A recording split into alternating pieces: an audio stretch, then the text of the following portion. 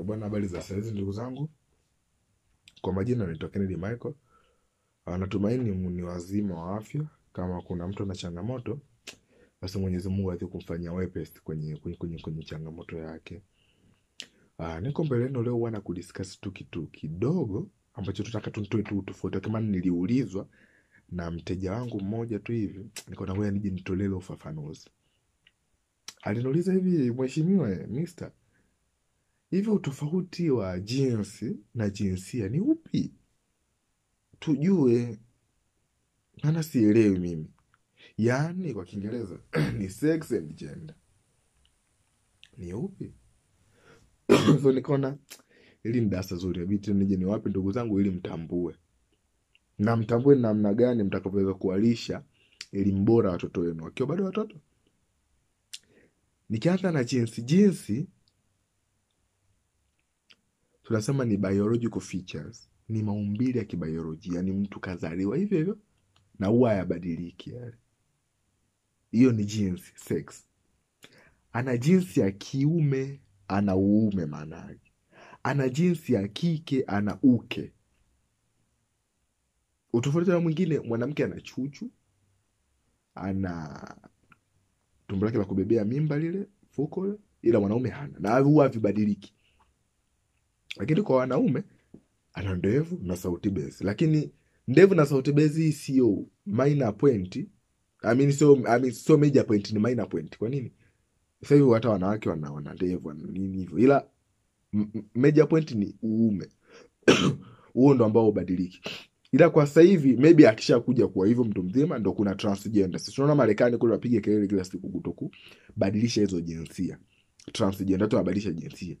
Lakini yenyewe jinsi kama jinsi yenyewe by nature haibadiliki. Usipoibadilisha haitobadilika.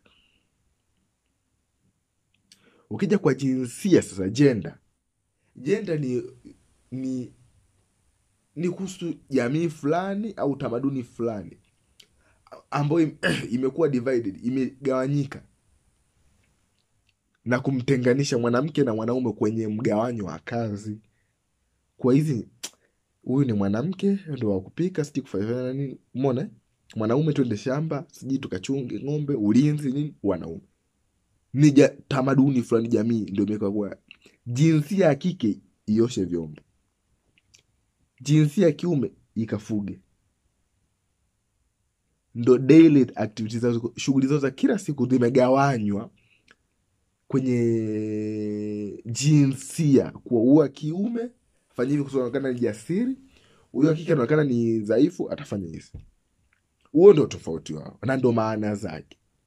Lakini umuhimu sasa wa mtoto kujifahamu, mimi jinsi yangu ya kiume natakiwa niishi vipi, umuhimu wake ni upi na athari zake ni zipi. Nadhani kwa hapa mfano mdogo kabla sijaanza kutoa hiyo nani. Kuna mteja mmoja nishemuhudumiaga muda kidogo, mwaka mmoja nyuma.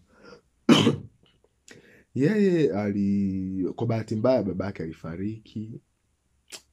Na ndio mtoto wa mwisho yeye. Ana dada zake 8, yeye ni wa 9. Yuko na mama yake. Lakini kwenye nyumba alikuwa anaishi mama yake na dada zake 8 hao na yeye wa 9. Toka akiwa mtoto mdogo mpaka anamaliza form 6. Ile kitu ilikuja kumwasili. Kwa nini? Alikuwa na behave like girls, matendo vile vile, na akana tamani naye kuwa na mwanaume, yani kila kitu. Ndio alimbadilisha kila kitu, mavazi na kila kitu. Halikosa guidance, miongozo hata ilivyokuwa na kwenye kile kipindi cha kubale. Kwa na punyeto ilimwathiri kidogo fu, akatoka hapo akaingia tena kwenye wanawake direct. Kale something complete. Baada ya kuongea naye sana, kaja kujua kuwa shida ilikuwa yeye. Shida ilikuwa ni malezi. Kwa hata nyewe kina mama, wakina baba mnaoacha watoto zenu nyumbani na dada wa kazi, you should understand it. Je, huyo mdada wa kazi anaweza kalea mtoto wangu? Sijui umemwacha na ndugu yako na umepeleka mtoto kwa bibi, sijui je anaweza kalea mtoto wako?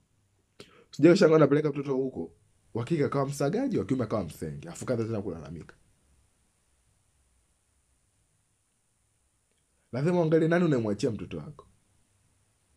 Kama huyu mwenye dada zake wenyewe ndio aweze kumfanya akawa hivyo, Ninaona tu ni kawaida. So kwa hawana elimu.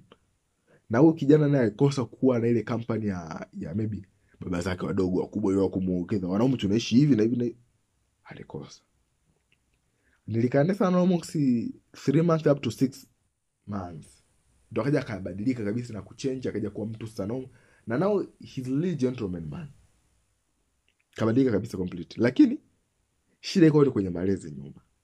Kwa kama mtoto asipojua jinsia yake na jinsi yake mapema, atakuja kuharibikiwa huko mwisho. Atakuja kuwa na mambo ya ajabu huko mwisho. Kuna namna mwanaume ana behave anapopokea tatizo, na kuna namna mwanamke ana behave anapopokea tatizo. Anavyohandle changamoto ni tofauti na mwanamke anavyohandle changamoto mwanaume. Kwa kama una mtoto wa kiume inabidi umfunze kuwa mwanaume kweli kweli. Tena kwenye jamii, kwenye utandawazi kama huu sasa hivi. La sivyo umepoteza mtoto. Sasa hivi wanaume wengi ni mashoga. Tena usije ukamwamini sijui mume wangu nilijali. Yaani wanaume wengi ni mashoga. Kuanzia waume mpaka na vijana wao. Wengi ni mashoga. Naweza kaa naficha na nyumbani. Na dozi akawa anakupa kila siku usiku, anakupa dozi lakini yeye anapigwa tena naye. Kwa usipomwandaa mwanao kuja kuwa real man, mwanaume wa kweli, dunia itamwandaa kuja kuwa msenge wa kweli. Na hiyo ni mbaya sana. Kwa tujitahidi kuondoa kizazi chetu huko. Tujitahidi. Na sio wanaume tu, hata wanawake. Kuja kushanga mtu huyo msagaji. Shida nini?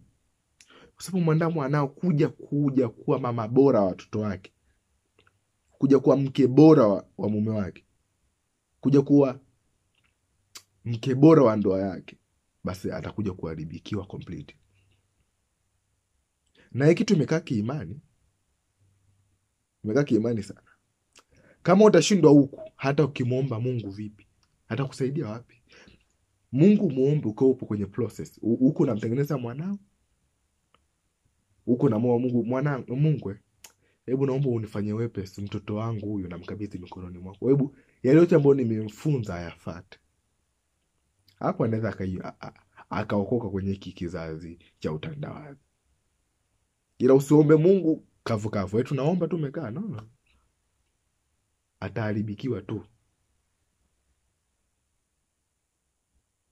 Tena kwenye kipindi hiki kibaya sana. So kuna umuhimu wa mtoto kujua jinsia yake na majukumu yake na tabia gani anatakiwa awe nazo. Abievu vipi? Kuna umuhimu mkubwa. Lakini hapo tena madhara ya kutokujua ndo haya. Atakuwa na ule mmomonyoko wa maadili, utaanza kumomonyoka kwenye maisha yake. Uvuta bange, uhuni, usagaji, usenge, kuingiliwa kinyume na maumbile, yatamkumba 100% kama usipochukua hatua mapema. So wakina mama, wakina baba, hii naomba tu niongee nikiwa na kwa upole. Hebu tutafutane kwenye hiyo, tupeane malezi sahihi ya kuwalea watoto wetu. Tupeane kwenye kila stage. Usihofie mwanao na miaka 35.